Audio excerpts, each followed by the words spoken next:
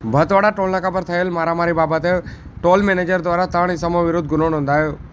નોંધવામાં આવ્યો છે. આજ તારીખ 25/5/2024 શનિવારના રોજ મળતી માહિતી અનુસાર આ ગામના આરોપી એક મોહમ્મદ નિસાર ભાઈ જેઓ કે પોતાની કિયા ગાડી લઈ અને ફાસ્ટેગ લગાવેલ ન હોવાથી જેથી સાહેબ ડાયાભાઈ નાઓએ જણાવેલ કે ફાસ્ટેગ લગાવેલ નથી, જેથી સરકારી ધારાધોરણ મુજબ ડબલ ચાર્જ ચૂકવવા પડશે અથવા ગાડી થોડે પાછળ લઈ વેલિડ ફાસ્ટેગ સાથે ફરીથી ગાડી લાઇનમાં નાખો તેવું જણાવતા આ કામના આરોપી એક નાઓએ તમે અમારા નોકર છો, અમારા પૈસાથી તમારો પગાર પૂરો પાડવામાં આવે છે તેમ કહી અને અન્ય 2 આરોપીઓ પણ ગાડીમાંથી નીચે ઉતરી તું અમોને કોણ કહેવા વાળો છે તેમ કહી અને જે અન્ય ટોલ કર્મચારી સાથે મારામારી કરી તેમજ ફરિયાદી અને સાહેદોને માબેન સમની ગાળો બોલી ધક્કામુક્કી કરી જાનથી મારી નાખવાની ધમકીઓ પણ આપી હતી. જોકે બનાવ સંદર્ભે પીપલોદ પોલીસને જાણ કરાતા પીપલોદ પોલીસે 3 આરોપી વિરુદ્ધ બપોરે 1:45 ગુનો નોંધી કાયદેસરની કાર્યવાહી હાથ ધરી છે.